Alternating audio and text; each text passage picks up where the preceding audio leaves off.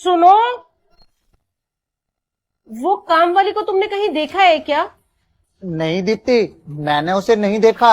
अरे देखो ना, मैं उसे कब से ढूंढ रही हूँ और मुझे मिल ही नहीं रही है वो। मैंने उसे स्पेशली बोला था कि मुझे बॉर्डर पे निकलना है और बॉर्डर पे निकलने से पहले उसे घर का काम भी समझाना है। अब बताओ ऐसे टाइम पर वो कहाँ चली गई, कहीं नजर ही नहीं आ रही है।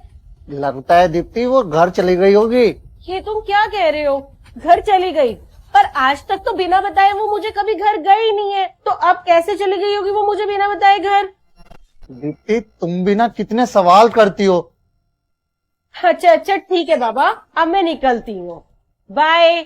बाय। वैसे शिवम, एक बात मुझे बताओ, तुम अभी तक सो रहे हो? दीप्ति वो क्या है ना, मेरे सर में दर्द हो रहा है, बस इसीलिए मैं थोड़ा सा रेस्ट कर रहा हूँ। अच्छा, सर में दर्द हो रहा है।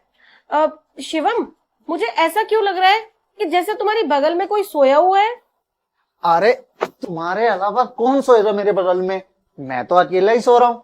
हाँ अच्छा अच्छा ठीक है बाबा, अब मैं जा रही हूँ। बाय। बाय। अरे छोड़िए साहब, आप तो कह रहे थे आपकी बीवी बॉर्डर पे चली गई, लेकिन वो तो गई नहीं। मगर मुझे पता होता कि वो यहीं पर ही है तो मैं यहाँ कभी ना आती। आप खुद सोचिए, अगर वो इस हालत में मुझे आपके साथ देख लेती तो मेरे साथ क्या होता। पूजा का कॉल। हेलो दीप्ति, एक बार व्हाट्सएप चेक कर। क्या व्हाट्सएप चेक करूँ? हाँ। अच्छा चल ठीक है, तू फोन रख, मैं करती हूँ। क्या सारी ट्रेन कैंसिल हो गई? और मैं तो काफी दूर आ गई थी चलते चलते। अब मुझे कल जाना पड़ेगा। ठीक है, लगता है इसी में कुछ भलाई होगी। अरे दिया, तुम इतनी टेंशन क्यों ले रही हो? मेरी बीवी का दिमाग चलता होगा बॉर्डर पे, लेकिन यहाँ ना सिर्फ मेरा दिमाग चलता है। हाँ साहब, आप बिल्कुल ठीक कह रहे हो और इसी बात का ही तो हम लोग फायदा उठा रहे हैं। तो फिर अब देर किस बात की, चलो फिर।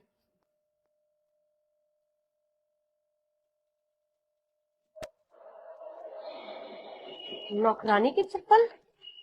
पर शिवम ने तो मुझे कहा कि वो अपने घर चली गई है, फिर उसकी चप्पल यहाँ क्या कर रही है? लगता है जाते जाते ना मैंने ध्यान नहीं दिया कि उसकी चप्पल यहाँ पड़ी है। पर मुझे समझ नहीं आ रहा कि शिवम ने मुझे झूठ क्यों बोला। कुछ तो गड़बड़ है, दाल में कुछ काला है। या अच्छा लगा ना?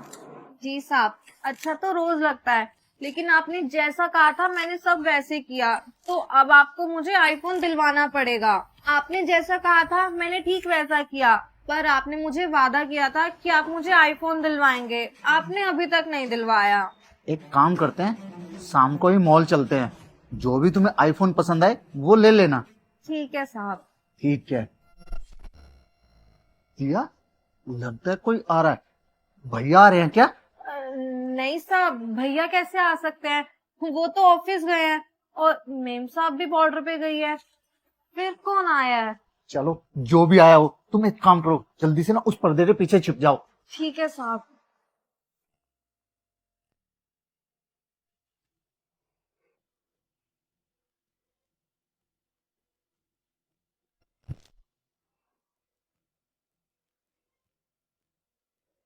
दीप्ति, तुम तो बॉर्डर पे चली गई थी ना। अगर तुम कुछ भूल रही थी तो मुझे बोल देती, मैं खुद आ जाता तुम्हें देने। अरे अरे शांत हो जाओ बाबा, शांत हो जाओ। मैं कुछ भी नहीं भूली हूँ। बॉर्डर के लिए मैं निकली तो थी, पर मेरे फोन पे मैसेज आ गया कि ट्रेन कैंसिल हो गई है, तो हो सकता है मुझे कल जाना पड़ेगा। और वैसे तो मुझे एक बात बताओ, तुम अभी तक सो रहे हो, और बाय द वे तुम्हारे बेड पे ये झाड़ू क्या कर रहा है?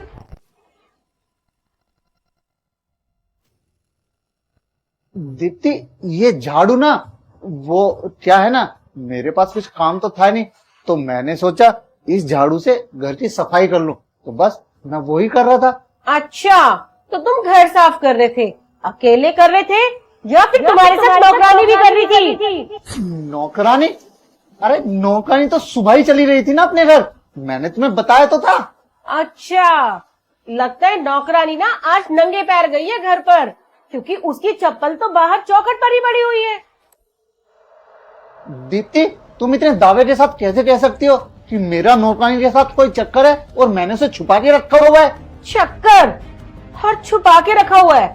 देखो ना शिवम, मैंने तो ऐसा कुछ कहा ही नहीं, पर सच्चाई तो तुमने अपने मुंह से खुद ब खुद ही उगल दी। और हाँ, अब तुम ज्यादा लीपापोती करने की कोशिश मत करना, सच्चाई मत छुपाने की कोशिश करना, क्योंकि जब मैं अंदर आ रही थी ना, तो मैंने नौकरानी की चप्पल ना बाहर चौखट पर देख ली थी। अब तुम खुद उसे बाहर निकालोगे या फिर मैं निकालूं? ठीक है, अब जब तुम्हें सारी सच्चाई का पता चल ही चुका है तो तुम्हें सारी सच्चाई मैं बता ही देता हूँ। दिया, दिया जरा बाहर निकलना।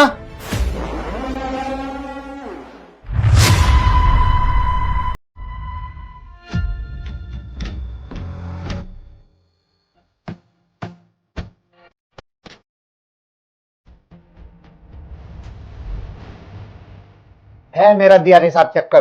अरे तुम तो 6-6 महीने बॉर्डर पर पड़ी रहती हो, तुम्हें क्या पता कि पत्नी होने का धर्म क्या है। एक पत्नी का धर्म होता है अपने पति को सुख देना, वो तो तुम कभी दे नहीं पाए, इसलिए मैंने अपनी नौकरानी के साथ चक्कर चलाया। छी शिवम, तुम्हें शर्म नहीं आई ये सब करते हुए? अरे ये सब करने से पहले एक बार तो सोचा होता। तुमने धोखा दिया, वो भी मुझ जैसी लड़की को। शायद ना तुम भूल चुके हो कि तुमने ही मुझे कहा था कि तुमसे ना कोई नौकरी नहीं हो पाएगी। तुम्हारी वजह से, सिर्फ और सिर्फ तुम्हारे लिए मैंने ये नौकरी ज्वाइन की।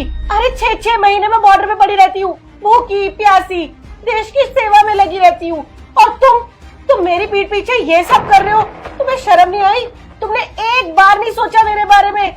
अरे निकम्मे इंसान, तुझसे काम होता ना तो आज मुझे बॉर्डर पे रह के ना ये नौकरी नहीं करनी पड़ती। अरे इतना कुछ करने के बाद आज तुम मुझे कह रहे हो कि मैंने तुम्हें पत्नी का सुख नहीं दिया। मैंने ये नौकरी ना सिर्फ और सिर्फ तुम्हारी इच्छाओं की पूर्ति करने के लिए की। तुम रात दिन ऐश लेते हो, अरे यहाँ सोते हो यहाँ, और मैं बॉर्डर पे पड़ी रहती हूँ कि तुम्हें कभी पैसों की कमी महसूस ना हो। और तुमने क्या किया? विश्वासघात किया है तुमने मेरे साथ। मेरी पीठ पीछे मेरे घर की नौकरानी के साथ चक्कर चला रहे हो। तुम्हें जरा भी शर्म नहीं आई ये सब करते हुए? अरे एक बार तो सोच लिया होता कि अगर मुझे पता चला कि तुम्हारा चक्कर इस नौकरानी के साथ चल रहा है तो मुझ पर क्या बीतेगी। छी, मुझे शर्म आ रही है कि मैंने तुम जैसे इंसान से प्यार किया।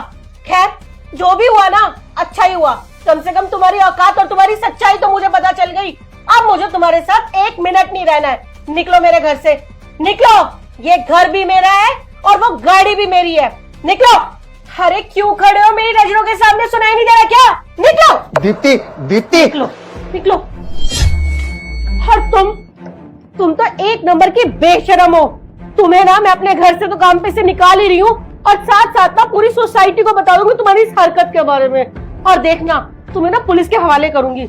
निकलो, निकलो, निकल जा।